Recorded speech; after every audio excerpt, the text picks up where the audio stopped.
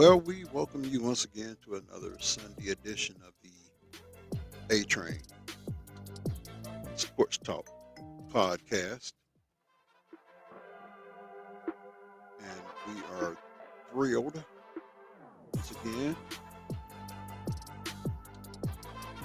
I should have a guest piping in. We're going to talk a little small college basketball.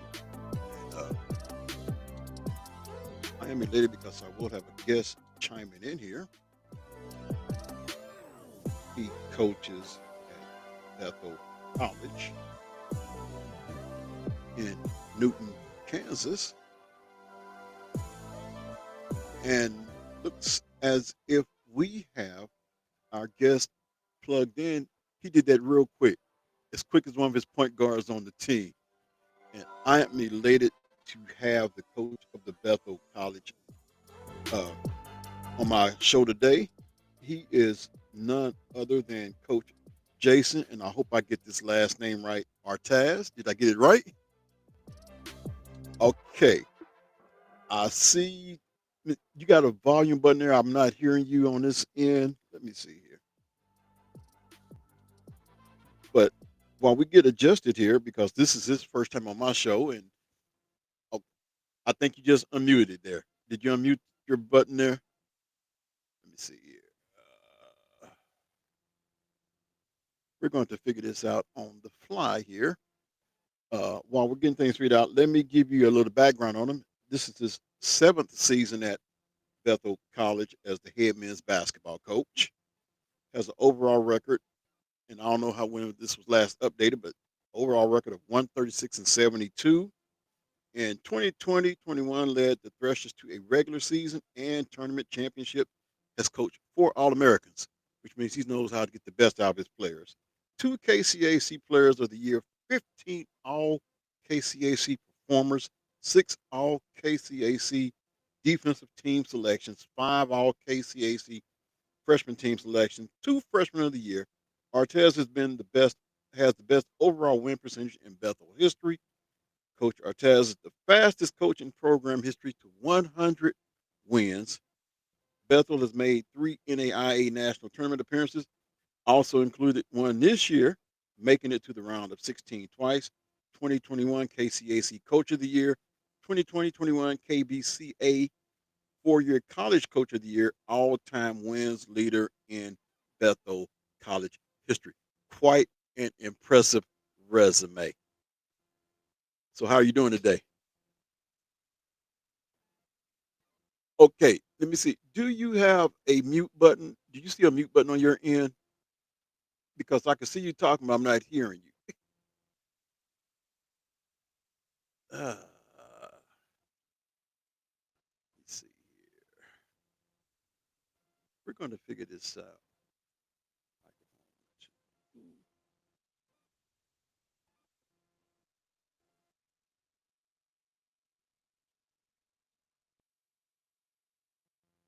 All right, let's see here. Are you? Can you? Let me say something now. We're going to. Okay,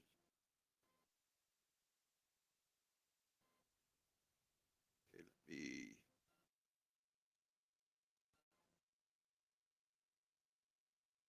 I want to get out of that. We are experiencing some technical difficulties right now, but we're going to figure this out.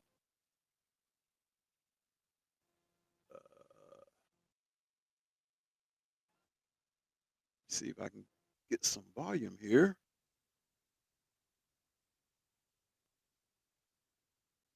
So what I'm going to do here, tell you what we're going to do, because we're trying to get this figured out. Because I can see you talk, I'm just not hearing you on this end. And you could hear me. You could hear me perfectly, right?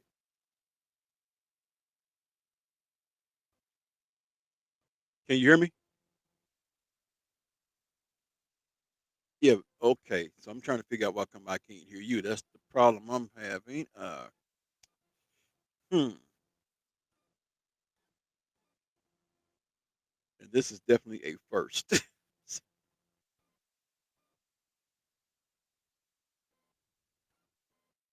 So while I'm trying to figure this out, I am going to say once again, I am elated to have him on, even though we can't hear him. Uh, I want to say congratulations on making it to the NAIA tournament. I know it's going to be a stacked tournament. The NAIA produces some good teams. Uh, I've had a guest on from Langston, so I know they've been in the tournament before. So there's a possibility y'all could end up facing them, and they've been on a tear here the last couple of years. Uh, I mean, it's just you can't take nobody in this tournament for granted. So let me see. Okay, uh, or maybe see if you turn your volume button up on the phone. Because are you on your phone or are you on the computer? On the computer? Okay, I can kind of read lips there. So we're going to try to figure this out. See if we can do some captions here. We go work something out, or maybe the volume button on your computer there. Uh, 7 years as coach at Bethel College. Uh, when did you actually start your coaching journey? There we go. Now we got you. I just heard sound. Can you hear me now? I'm on my phone now. We'll see if that works a little bit better. I can hear you now. So okay, perfect. You've been at Bethel okay, for 7 perfect. I'll years? even throw in a little AirPod here. Maybe. Okay. So you've been at Bethel for 7 years. Any other experience you've had before you made it to Bethel? Yep. 7 years. Yeah. So 7 years at Bethel. I graduated from Bethel as well as a player. So had a lot of experience there. Really good experience there as a player too. So Bethel is just in your blood veins. It just boils in your vein. As a player there, now a coach there. Coaching experience was pretty limited. We just lost our guest.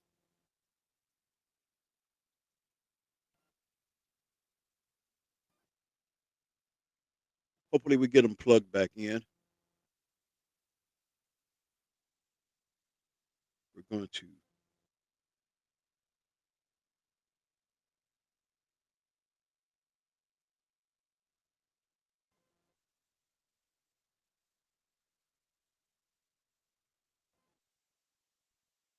and sometimes these things happen. As you said, he says coaching has been very limited. So I'm gonna assume that his coaching experience is limited to Bethel College, but that's not a bad thing. That's a good thing. That lets us know that he's been dedicated to the program as a player, as a coach.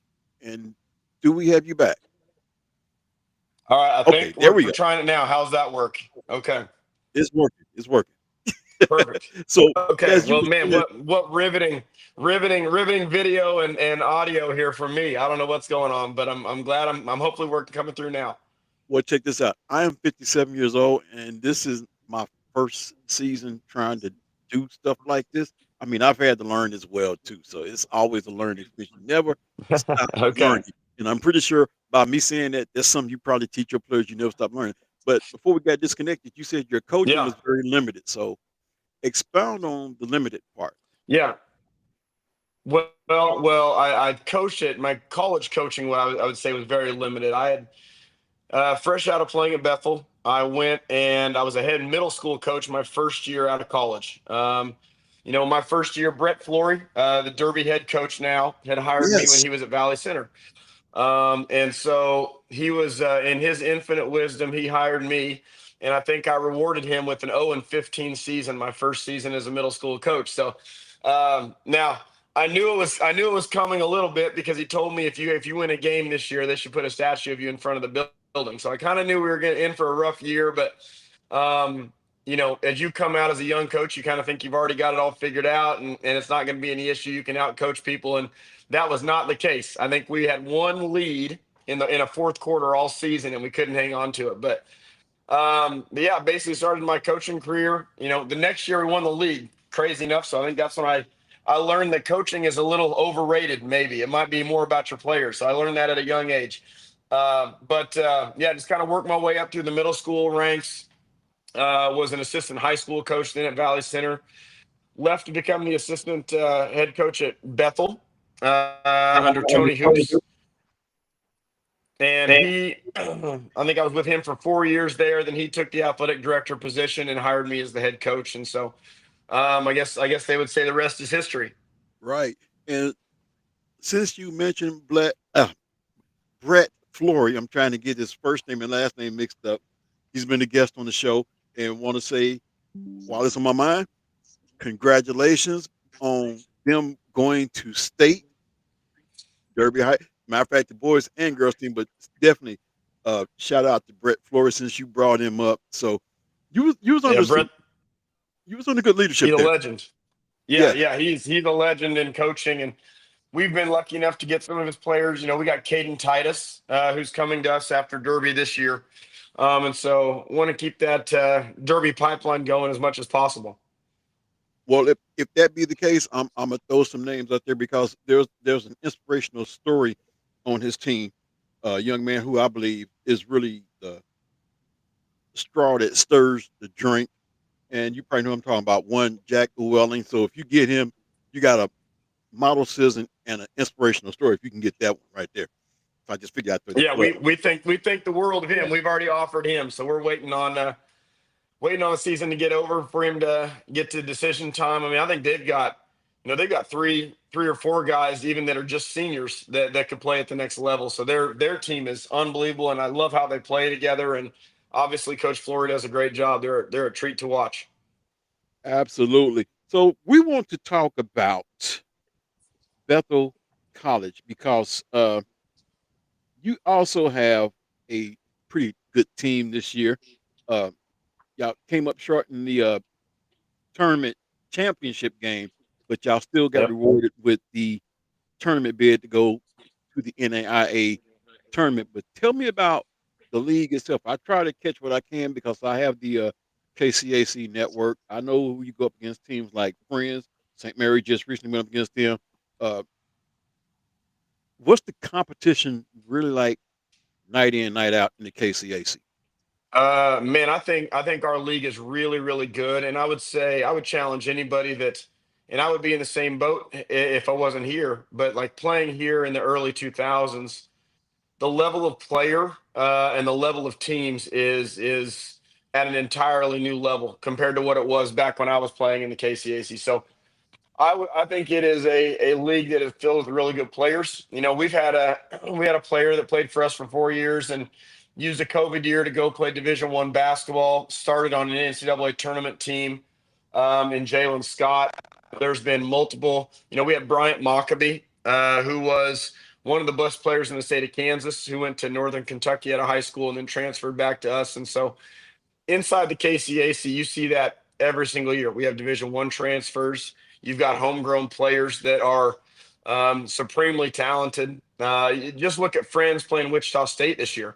I Yeah, mean, Friends played Wichita State, and it was basically a 10-point game there. And so you look at that, and that should give you a pretty good idea of not only level of players, but just the quality of basketball. I think our coaches are second to none in our conference. I think they do a great job year in and year out, and I just think that that's really good basketball and a lot of really good players that could easily be playing at higher levels, Division I, Division II level stuff. and that leads to my next question because as I'm looking at your roster, you have a well, naturally you're gonna get some homegrown talent, but look Yep. like you recruit the state of Texas pretty good there. Uh, one player in particular I want to talk about. I'm not going to try to pronounce his last name, but his first name is Carmelo. Carmelo Yakubu, yeah, yeah, he has a chance to go down as one of the best players in the history of the school. To be honest with you, he is supremely talented, and his maturity level and basketball ability over the course of his 4 years here has taken an absolutely just massive jump. I mean, he is not even close to the same person or player that he was when he came in. Which next year is his senior year. I think he has a chance to be somebody who could could be an All-American, could do a lot of those things and be pretty special. So we're looking for big things from him going through. He's been kind of our straw that stirs the drink. And then, like you said, we got the Kansas kids that we have around him, and the Nick Bonner from Derby, Mm. Harper Jonas from Andover, Eli Wiseman from Belle Plaine, Carter Reed comes off the bench for us and played at Bishop Carroll. So we've got a lot of homegrown players, but then we really try to recruit Texas hard because I think the talent level in Texas is really, really good, and we've been able to find really good players down there that want to come up here and have bought into the stuff that we do and have helped us be the team that we've been. Absolutely, because another name I heard, especially when it was talking about that last game, the conference tournament championship game, another name that popped up, Cade Cottrell, another part of that Texas pipeline. Yep. So that leads to this question right here. How is it that you get young people out of the state of Texas to venture to Newton to check out Bethel College? Because I'm always curious how the NAIA, the KCAC schools in particular, can get kids from Texas, maybe in some cases Florida, California. What's the secret to that, and how long do you actually really keep the kids? Do you have to deal with transfer portal like the NCAA, or do you pretty much get them for 4 years? Yeah, I think the recruitment process starts with just trying to develop a really good relationship with them and get to know their families as well as possible. I think that's their families obviously have to trust us when it comes to sending their kids so far from home and all of that kind of stuff. But we just tell them, and in the recruiting process, we're going to tell them kind of what we value, who we are, that we're going to care about our players. Um, and then on the flip side of that, once they get here, they realize that how much people care about, Bethel basketball. I think that's a big deal. It is kind of the show in town. Um, and my thought process behind it is if a kid is choosing college because of the nightlife and all the extra stuff that comes with college basketball, if they're choosing it for all the things that don't have anything to do with basketball and school, then we don't really want them here anyway. We want the guys that want to live in the gym. We want the guys that want to go to practice every day. We want the guys that do a lot of that stuff. And so, for us, we pretty much sell that right at the beginning and tell them this is who we are, and hopefully it attracts um, the right type of person and it deters the wrong type of person because the only thing worse than missing out on a guy that's a good fit is getting a guy that's a bad fit. And so we just try to be real careful with how we do that stuff. And that also runs me back to another interview I had with a former football coach, A.B. Stokes, who was there. And he Yep. said sometimes they will take a chance on, a player that might have had an issue elsewhere. Uh, he says not that they go out looking for him, but sometimes they will give a player that's had issues elsewhere a second chance because he believed that people need a second chance. And if I'm correct, Bethel is one of those faith-based schools. So how much does that play a part as well? Yeah, I think it's more, kids are going to make mistakes. Kids are going to do something that maybe they'll regret or whatever else. And we completely believe in second chances and those kinds of things. But I think that we have to make sure that the kids, head and heart are in the right place, that they want to make a change. They want to move past whatever mistake they maybe would have made. We don't want to bring the guy in that he made a mistake, but he wants to blame it on his friend, or he wants to blame it on, somebody else that this happened, or my coach didn't like me, or whatever else it is. And so we're trying to get the guys that are great at just great people and understand that even great people can make mistakes sometimes. And so we try to make sure that we're just careful about who we bring in, and we think we get them in the program and they buy into who we are. Then everybody, tends to grow up a lot and they tend to get a lot closer with the people around them. And it can be pretty life-changing for our kids that are in the program, I think. Now, moving forward, uh, NAIA tournament. Yep. Uh, what what teams? Because I haven't looked at the bracket yet, but what is it looking like on your side of the bracket? What teams do you have to really pay attention to, and just how far do you think your team can go in this tournament? I think it's hard to say. I mean, March Madness is one of those things where you get us on the right night and we can make a really good run at it. You get us on the wrong night and it could be pretty short lived trip to the national tournament. So I think for us, we start out with Concordia out of Nebraska, and they've got a five-man that scored 48 this year in a game. They got another kid who, ever since he was a freshman in college, has been putting up 30-point games. And both of those guys are phenomenally talented. They all shoot the three at 40% or better, basically. And so they're just a tough, hard-nosed team that shoots the ball really well. They're not the flashiest and all that kind of stuff. And I think we're pretty much the similar way. We have a tough, hard-nosed team that tries to do things the right way. We don't do a bunch of crazy stuff.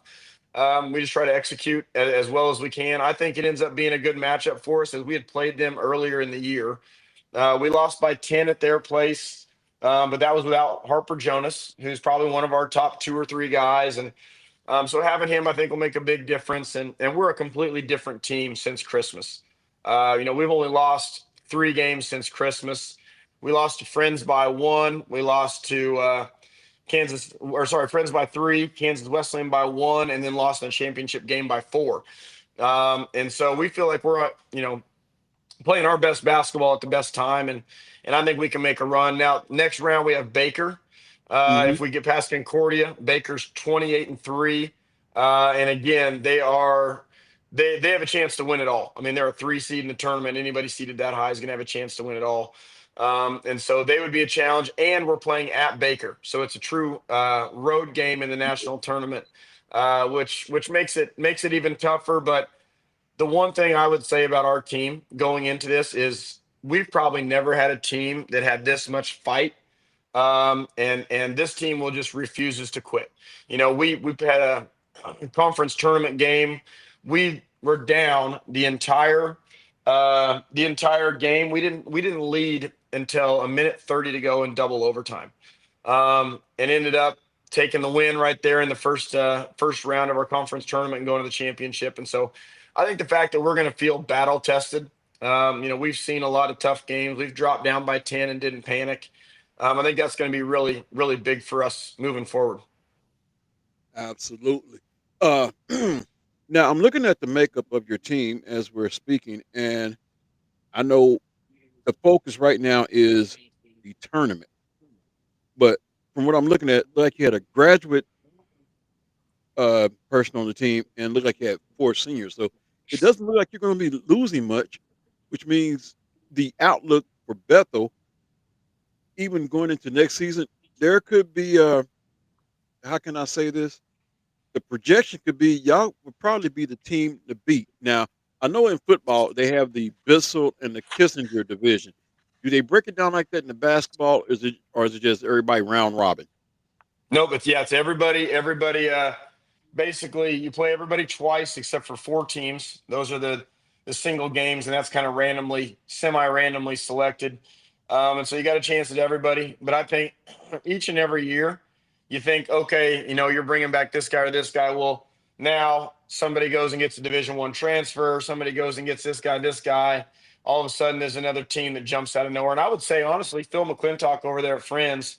Um, has done a great job in turning his program around in a short amount of time. Yeah. And that can happen at the college game more now so than it probably would have 10 years ago, because you can go out and get some of these transfers. You can go get in JUCO guys more, and helps you get things turned around a little bit more. But we like the makeup of our team. I think we need a couple more pieces to kind of fill in some of the spots we're losing. We're losing some really good scoring and shooting on our team. And so we got to make sure that we replace that either through the high school ranks or go in the junior college or transfer route. I would say we generally, prefer to recruit high school students.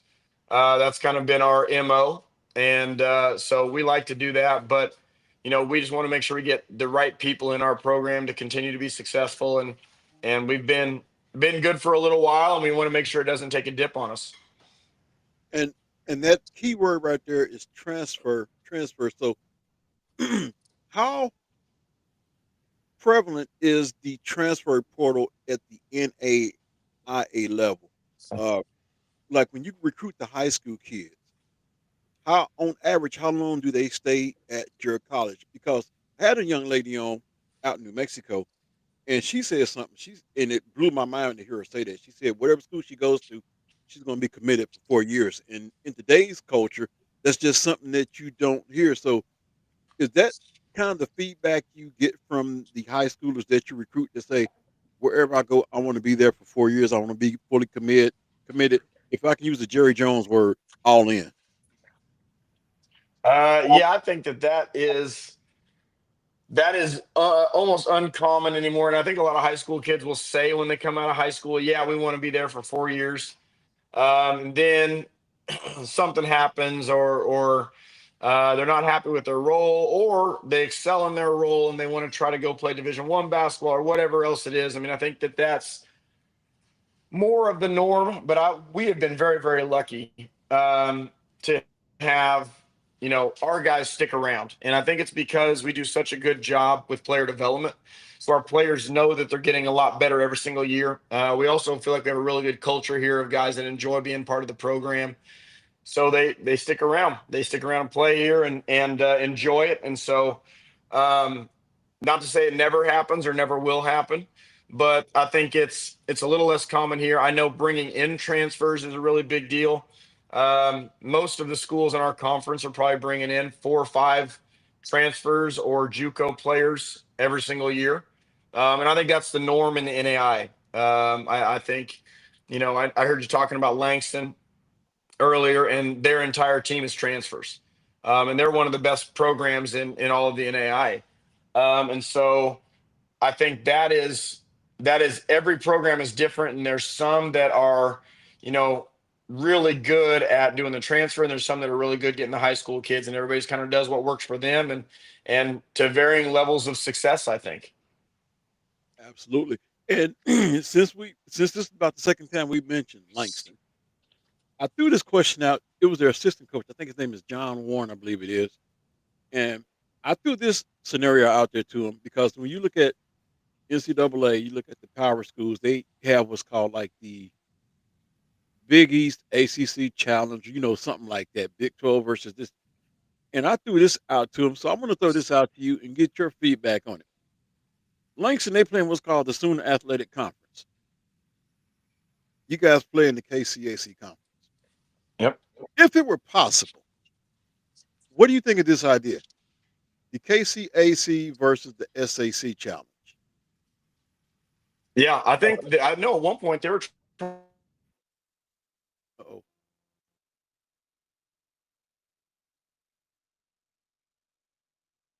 Look like we lost connection there right at a point where we had a good question on the floor. Hopefully we get him back.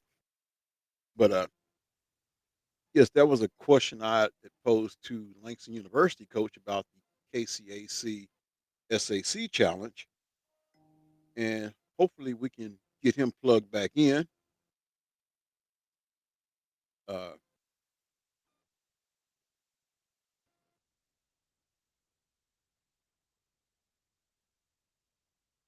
we're going to make things work.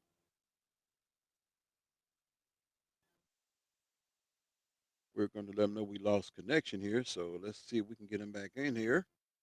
Uh, as you can tell, good coach, good people, good program. And we're basically getting what it's like at Bethel College. Uh, what I am going to do, I am going to pull up the bracket for the NAIA tournament.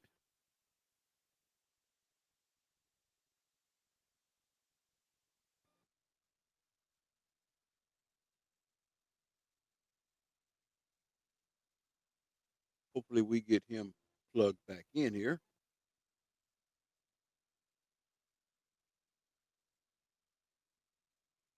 And what we're going to do, we're going to take a look while we're waiting on him to get plugged back in. We're going to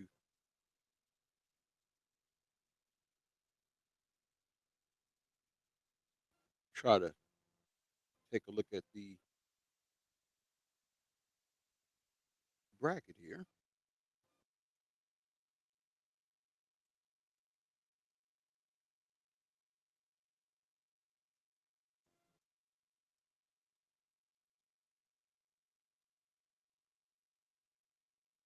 If it will let me pull that up.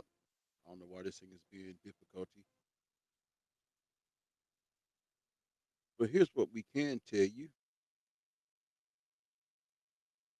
The Heart of America Conference leads all conferences in representation with 17 qualified, followed by the Crossroads League and the Southern State Athletic Conference, following with 6 teams each. There are 35 repeat qualifiers from the 2024 field. 5 teams make their first ever appearance in the national championship field. UC Merced of California, Carolina, North Carolina, Middle Georgia State, William Woods, Missouri, and Johnson, Tennessee. Dickinson State, North Dakota returns to the national tournament after a 21-year hiatus since their last appearance. Mobile and St. Mary, Kansas also returned to the tournament after 16 and 12-year breaks. Georgetown, Kentucky leads the 64 team field, having the most appearances in program history at 43. And we just had Jason back there. Hello, Jason, can you hear me? Do we have you? Okay, I see you. Are you there? Okay. Yeah. All right, yeah, I was just kind of giving Yep, them. yep. I think I'm for whatever reason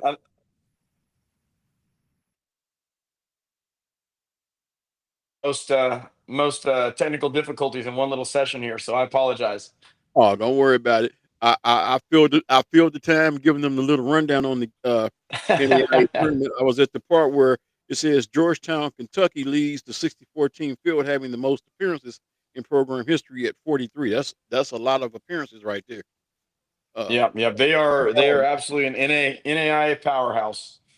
Absolutely. So what different contrasting? That's what we're talking. We were talking about the challenge of the KCAC SAC, because I brought it up with the assistant from Langston, and you were getting ready to expound on it. Said you heard there might be some talks of that taking place. Yeah, yeah. I know they had at one point kind of tried to set up something like that, and then never really got it off the ground. And I know um, our conference has what they call an ARC. So when you're looking at national tournament stuff, and they want us to basically play against the Heart of America and the GPAC, uh, which would be schools in like the Missouri area, Iowa, Nebraska, and that's who they compare us to as they're talking about at-large bids. Doesn't mean we can't play Sooners schools, and I think it's good to play Sooners. You know, we played Mid America Christian last year, who's a Sooner school, but I think both groups probably try to schedule stuff in their arc so we get a good idea of kind of where to rate these schools and build up your resume for the national tournament a little bit if we can.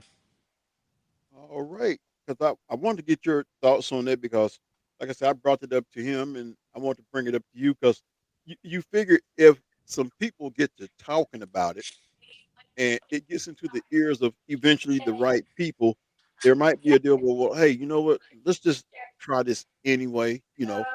Find Yeah. like a site, or go based on records, however they do it with the ACC challenge or whatever it is. Kind Yeah. of do it that way. Or if you just want to have it tournament style, find a neutral site. Have 4 different teams and play it at one site, and I mean, it would be something worth seeing. I mean, they could have it at Yeah. It'd be uh, awesome. Park City Arena, since it's no longer called Hartman Arena, and then Yeah. bounce it around each year, to whichever conference. That would be something I would like to see personally. So I just Yeah. I figured think I'd that would bring be, your thoughts yeah, on it. that'd be great for fans. Great for fans. And then, like you said, you could have Park City Arena one year. The next year could be somewhere in Dallas, which is kind of the center point for the Sooner, or Oklahoma City if you wanted to do that. But yeah, I think that would be a great idea to give you a chance to look at teams from other areas, other NAIA teams. I know, if you're just a basketball fan, you want to watch good basketball. And I think if you get the Sooner schools up here, I think that would help a lot with that. Absolutely. Well, Coach, I'm not going to keep you on here much longer. I know you have some studying to do, because even as a coach, you have to study. You got game That's right. film you have to break down. So I want to wish you the best of luck in the NAIA tournament. Go as far as y'all can. Uh, By the way, maybe you can help us out, those who are looking at this, because this is also being live streamed on my other platforms as well too. Uh, is there any way we could watch the game? Is it going to be on the KCAC network, or how can we view the game? Yep. So I think all the games, there's an NAIA network that will have all the NAIA tournament games, and should have everything on there.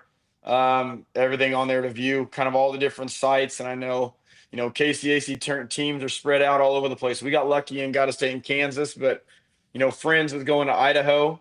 Oklahoma Wesleyan is going up to Iowa, and so St. Mary is going down to actually play Langston in round one. So there's a KCAC and All Sooner right. Sooner matchup round one. But yeah, I think it's good basketball. People like good basketball should tune in. It's on the NAIA network app, and most likely, if you go to every team's home website, they'll be able to direct you to wherever you need to watch and all of that kind of stuff. So they do a really good job with the production value in the tournament. And here's the hoping that everybody makes a good run from the KCAC, get our conference name out there. All right. Well, Coach, once again, I want to wish you the best of luck. And to those of you who may be checking out the live stream right now, if you want to follow Bethel, like you said, the website, but if you want to go follow them physically, they will be in Baldwin City, Kansas against Concordia, Nebraska. So if you want to get your traveling shoes on, get them on and go follow and give them your support. So once again, Yep. Coach, I want to say thank you for being on the show today. Yeah. Thank Yeah, you for thank you having for me. I having me. I appreciate appreciate it. Absolutely. Once again, Coach's Corner with Coach Jason Artez of the Bethel College Threshers, right? All righty. Well, once again, this has been another A Train production on a Sunday. Yes, we did face some technical difficulties. Those things happen, but things still worked out just fine. Hope you've had a wonderful day. Yes, I just got in from a church service, but I had booked this show. He gave me his word that he would be ready whenever I'm ready, and I want to thank him once again. Want to take a look again at the NAIA. Uh, Look at some of the teams that are in here. The backdrop on some of the teams that are in here. Once again, Georgetown, Kentucky leads the 64-team field, having the most appearances in program history at 43, followed by Cumberland's Kentucky at 32 appearances. 6 teams have taken a red banner back to their campus 3 different times. Georgetown, Kentucky, Oregon Tech, Cornerstone, Michigan, Bethel, Indiana, Life, Georgia, and Indiana Wesleyan. Wish this would stop doing this so I can give y'all this information. Uh,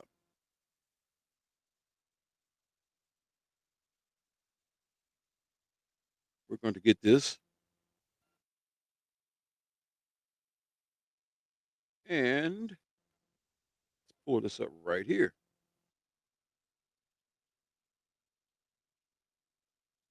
The 4 remaining host sites. Now here we go.